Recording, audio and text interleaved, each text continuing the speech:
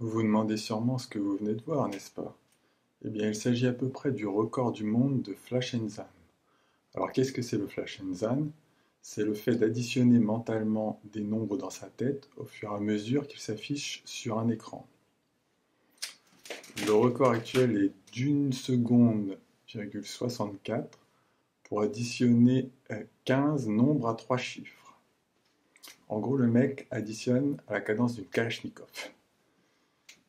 Donc comment on parvient à une telle vitesse?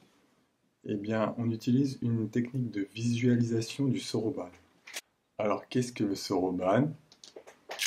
Eh bien, c'est cet objet qu'on appelle aussi le boulier japonais.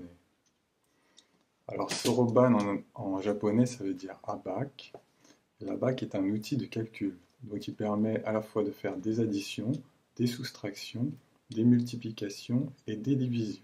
Donc le soroban, en fait, se base sur le boulier chinois, donc vous avez peut-être déjà entendu parler, à la différence que le boulier chinois comporte 2 billes en haut et 5 billes en bas, alors que le soroban n'en comporte qu'une en haut et 4 en bas. Alors pourquoi le soroban plutôt que le boulier chinois?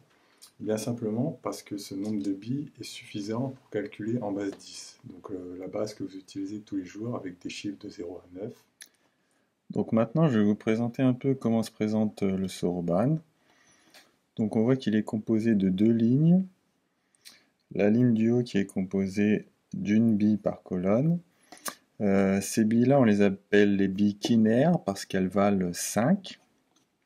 Ensuite, la ligne du bas, elle est composée de 4 billes par colonne. Et ce sont les billes unaires qui valent 1. Alors pour qu'une bille soit activée, qu'elle soit prise en compte, il faut qu'elle touche la barre en bois du milieu. Donc là, on voit que sur le soroban actuellement, toutes les colonnes affichent 0. Vous remarquerez aussi que certaines billes sont d'une couleur différente. Et il y a aussi des points en métal ici, sur la barre en bois. C'est pour se repérer en fait sur le soroban. Donc imaginez qu'on mette les unités ici. Vous aurez les milliers ici, les millions ici, les milliards ici, etc. Donc maintenant pour l'exemple, je vous propose de compter de 1 à 10 en prenant cette colonne pour les unités. Donc je monte cette bille, ça fait 1, 2, 3, 4. Pour aller à 5, on voit qu'il n'y a pas assez de billes, du coup on passe par celle du haut qui vaut 5. J'enlève celle du bas, là on a 5.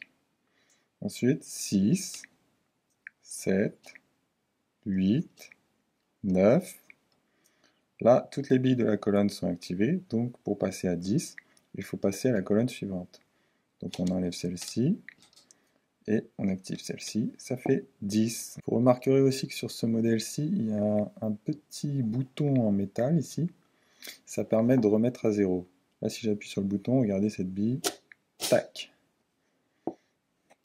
Ce bouton n'est pas du tout obligatoire, certains soroban n'en ont pas. Imaginons que je mette quelques billes comme ça. Si vous voulez le remettre à 0 avec un soroban sans bouton, il vous suffit de le mettre debout. Toutes les billes du bas tombent. Et pour remettre celle du haut en haut, vous utilisez votre index comme ceci. Et voilà. Donc maintenant, si vous souhaitez acheter votre soroban, je vous conseille de faire attention à quelques détails, notamment les matériaux. Là, ici, on voit que le cadre est en bois. Les tiges sont métalliques, le bouton aussi. Ensuite, faites bien attention à la forme et à la taille des billes pour qu'elles soient bien manipulables.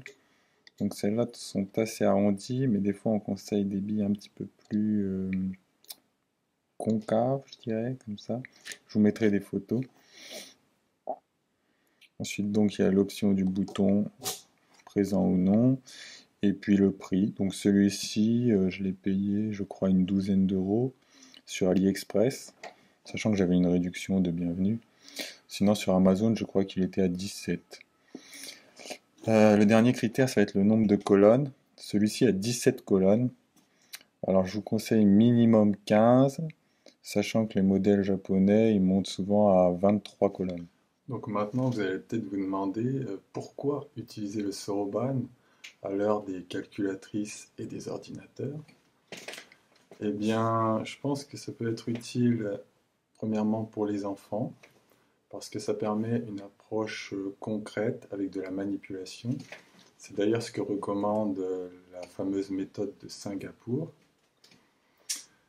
Et deuxièmement, pour les adultes, eh bien, ça vous permet d'entretenir vos méninges si vous voulez éviter Alzheimer.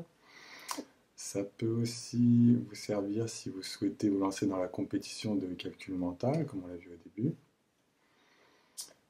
ou simplement pour voir de quoi vous êtes capable. Au niveau des records actuels de calcul mental, il faut savoir que le Soroban l'emporte non seulement à l'addition, mais aussi à la division. Et il est aussi très efficace à la multiplication. Une femme coréenne qui s'appelle Jong Gi-lee, qui est la seule 11e dan Soroban, parce qu'il y a un classement un petit peu comme dans les arts martiaux. Et bien cette femme, elle a à la fois un record du monde en addition, donc un autre record par rapport au Flash Zan. Son record à elle, ça concerne des plus gros chiffres et beaucoup plus d'addition. Et elle a aussi le record du monde en division. Et en multiplication, elle a le deuxième meilleur temps, il me semble. Pour finir, je vais vous faire une petite démonstration d'addition. On va faire 791 912 plus 93 588.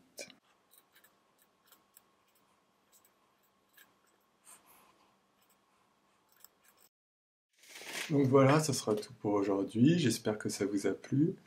Et si vous comptez acheter un Soroban et vous entraîner, je vous invite à vous abonner à ma chaîne parce que je vais mettre d'autres vidéos sur le sujet, notamment comment manipuler les billes sur le Soroban, comment additionner, soustraire, multiplier, diviser, etc. En vous montrant les bonnes manipulations et comment être le plus efficace possible. Voilà, merci, à plus.